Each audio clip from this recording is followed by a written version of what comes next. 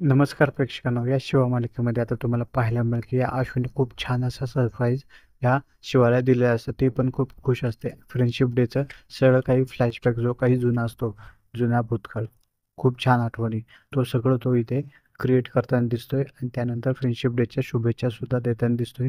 तू माझ्या आयुष्यात आली तेव्हापासून माझं सगळं खूप छान झालंय, असं कौतुक सुद्धा या ठिकाणी करताना दिसत आहे. आणि या सगळ्या गोष्टी आता पुढे काय होत आहेत हे सगळं जाणून घेण्याआधी अजून जर तुम्ही माझा हा चॅनल सबस्क्राईब केलं नसेल तर नक्की सबस्क्राईब करा. असेच मालिकेचे नवनवीन व्हिडिओ या चॅनलवर तुम्हाला पाहायला मिळतील. तर प्रेक्षकांनो, हे सगळं झाल्यानंतर मात्र आजी इथे या दोघांनाही बोलवते आणि बोलते, तुम्ही हे काय केलं ना आम्हाला बिलकुल पटत नाही. अशोक, तू एवढी मला बिलकुल अपेक्षा नव्हती की तू हे सगळं असं चुकीचं करेल. मी तुझ्यावर खूप रागवलंय. हा इथे आशुतोष पण घाबरतो की नक्की झाले काय, मी केलं तरी काय, आजी काय झालं, एवढी काय चिडली तू? शिवा पण हे विचारतोय, एवढं काय चिडले म्हणजे तू हे असं करायला नको होतं. तेव्हा शिवा बोलते, ह्याने काय केलं असं?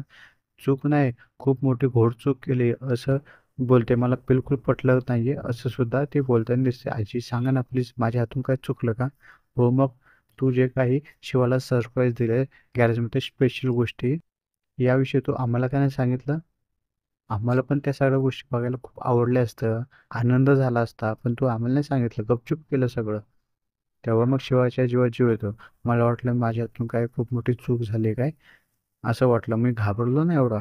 म्हटलं बरोबर ना, तू ज्या काही गोष्टी या ठिकाणी केल्या, त्या आम्हालाही बघायला आवडल्या आणि शेवटी जे काही केलं ना, ते तर आम्हाला बघून अजूनच आनंद झाला होता. आमचं हे नारळाचं झाड आहे, तो पण एवढं सगळं काही करेल, असं वाटलं पण नव्हतं. असं ते आजी बोलताना दिसतंय.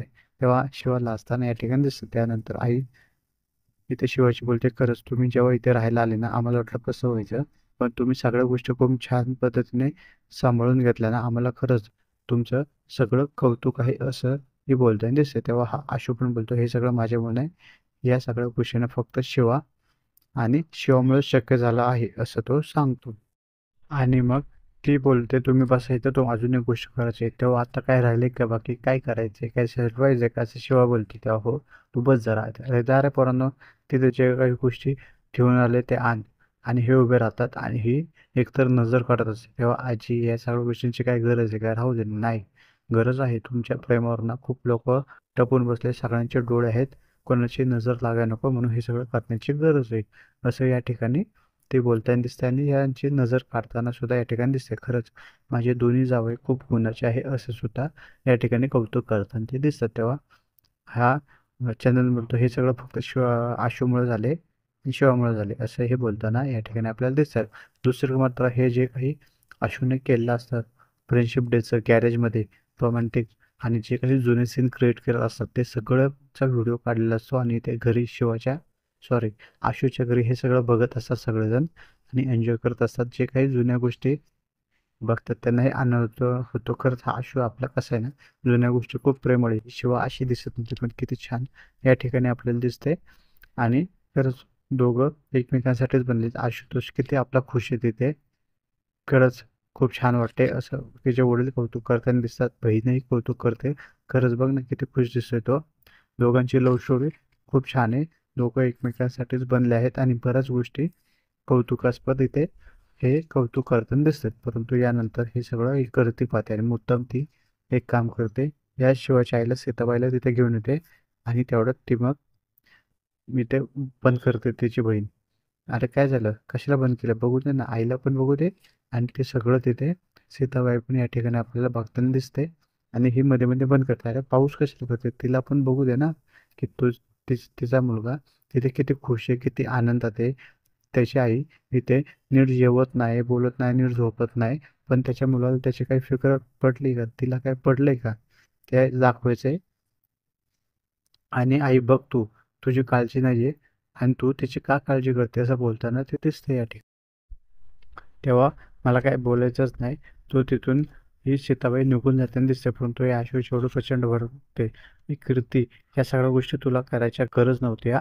तेव्हा का, तिचा मला त्रास बघवत नाहीये, ती नीट जेवत नाही, काय करत नाही, तिचा मला त्रास बघवत नाही बिलकुल म्हणून त्याला दाखवतोय. तो आशु इथे किती खुशी, तिला कोणाचं काय पडलं नाही आशुला, तू काय एवढी काळजी करते. आणि ते तिथून निघून जाताना या ठिकाणी आपल्याला दिसत आहे. आणि या सगळ्या गोष्टी झाल्यानंतर इथे शिवा गॅरेज असते आणि त्यानंतर हा आशुतोष येतो. खरंच हे भांडी घासायचं काम ना खूप अवघड आहे हा. मला खूप बोर झालं असं तो बोलताना दिसतो. परंतु शिवाचे लक्ष नसतं, त्याच्या डोळ्यात पाणी असतं. त्या काय झालं, शिवा रडती कशाला, तो नक्की काय झालं. तेव्हा काही नाही, डोळ्यात काहीतरी कचरा गेला म्हणून तसं झाले.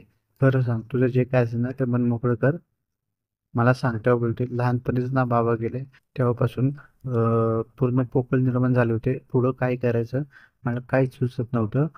माझं कसं होणार, दिव्याचं कसं होणार, बाकीच्यांचं कसं होणार याची मला खूप काळजी वाटत होती. असं ती या ठिकाणी आशूला बोलताना दिसते. आणि आजी, आई, बाकीचे सगळे होतेच, पण माझं असं कोणी नव्हतं. मी कोणाशी मन मोकळं करू, कोण मला असं बोलणारा बिलकुल नव्हता. असं ते बोलताना दिसते. खरंच खूप दुःखद गोष्टी होत्या.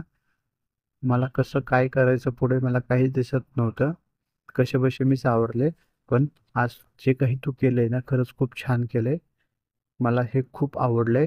आणि आता मला असं तर वाटते की माझं मन मोकळं करायला मला कोणीतरी हक्काचा माणूस भेटलाय आणि तो तू आहे. खरंच थँक्यू आशू. तू आज जे काही केलं ना ते खरंच खूप छान होतं. आता हक्काचा कोणतरी माणूस मला भेटलाय असं वाटतंय. आणि ते त्याचे मिठी घेऊन रडताना खूप दिसतंय. आणि ते पुढं लहानपणी ना सगळ्या गोष्टी खूप बेकार असायच्या, पण आता तो आहे हक्काचा माणूस असंही बोलताना दिसते. तेव्हा हा आशू पण थोडासा इमोशनल होतो. त्याला मिठी घेऊन या ठिकाणी तो बोलतो की तू काळजी करू नको आणि टेन्शन तर मुळेच घेऊ नको. मी कायम तुझ्या सोबत आहे, तुझी साथ देईल असं तो या ठिकाणी बोलतो. आणि ते या ठिकाणी पुढे तुम्हाला पाहायला मिळेल की सकाळी मस्तपैकी शिवाने आशूला चहा दिलेला असतो. चहा देते सुद्धा, परंतु थोडंसं हात भाजतो. अरे हळू नका करा, एवढी गडबड करण्याची काय गरज आहे का, भाजलं ना तुला, बघू आता. आणि नंतर ही शिवा संधी साधून बोलते की हे बघ ना, आईला तुझी सीताईला खूप आठवण येत असेल, एकदा फोन कर ना. तेव्हा नाही, फोन करून काय फायदा नाही, ती बोलणार नाही परत रागावर माझ्याकडे. नाही प्लीज माझ्यासाठी एकदा तरी बोल ना, असं हट्ट ही शिवा करताना दिसते. तेव्हा चहा गार होईल, चहा गार झाला की जास्त पिता येत नाही असं बोलताना या ठिकाणी तो दिसतो. आणि तिथून निघून जाताना थोडंसं जॉबला जाण्यासाठी तयार होताना दिसतो. तेवढ्यात एक माणूस येतो, हे सगळं बोलणं ऐकतो. माझ्या गाडीत काहीतरी प्रॉब्लेम आहे, तेवढं बघा ना. ते आतमध्ये चेक करते, चावी लावून इंजिनमध्ये काहीतरी प्रॉब्लेम आहे, मी बघते 2 मिनिटात. तर ऐका ना, मला तुम्हाला थोडंसं बोलायचं आहे, थोडंसं पर्सनल आहे. ते कोण आहे? तर तो माझा नवरा आहे. ते काय त्यांच्या आईशी बोलत नाही का? तेव्हा ती हा नाही हा नाही करते. जर तसं असेल ना तर त्यांना त्यांच्या आईशी बोला, तर शेवटी आई आहे. आईचं प्रेम खूप महत्त्वाचं आहे, तिला खूप काळजी असते. तो जर बोलला तर खूप छान होईल असं सुद्धा ते बोलताना दिसते. तेव्हा तुम्ही हे सगळं मला का सांगताय? तेव्हा माझी पण एक मुलगी आहे, तिची आई गेली ना, तिला असं वाटतं की माझी मुलगी आई गेली म्हणून ती माझ्याशी बिलकुल बोलत नाहीये. म्हणून मी सांगू शकतो की तिची आई सुद्धा खूप तडफडत असेल याच्याशी बोलायला. फक्त याने नमतं घेऊन थोडंसं जर तिच्याशी बोलला ना, गैरसमज सगळे मिटू शकतात. तेव्हा हो, बरोबर आहे. मी पण तोच प्रयत्न करते. शेवटी आई आहे ना, आईचं प्रेम आहे, काळीज आहे. त्याच्यामुळं पोराची त्याला काळजी वाटणारच. पोरगं कायम आयुष्यभर सुखी राहावं ही त्यांची इच्छा असणारच. त्याच्यामुळे तुम्ही काळजी करू नका. मी सीताबाई आणि या आशूची जी दुरी निर्माण झाली ते पूर्णपणे कंप्लीट करणार, कमी करणार आणि तुमची ही वेदात मुलगी तुमच्याशी लवकरच बोलायला लागेल असं बोलताना दिसते. आणि थँक्यू तुम्ही सल्ला दिल्याबद्दल असंही शिवा या ठिकाणी बोलताना आपल्याला दिसत आहे. यानंतर मग गाडी वगैरे ठीक करून तो माणूस तिथून निघून जाताना दिसतो. आणि हा शिवा सुद्धा या ठिकाणी इंटरव्ह्यूवरून निघताना या ठिकाणी आपल्याला दिसत आहे. आणि मग इकडे जाताना ही शिवा त्याला दही साखर वगैरे देते, एकमेकांना मिठी घेतात आणि तो या ठिकाणी जॉबला जाताना दिसतो. त्यामुळे आता पाहू मालिकेत 13 भागामध्ये अजून या ठिकाणी आपल्याला काय काय पाहायला मिळत आहे.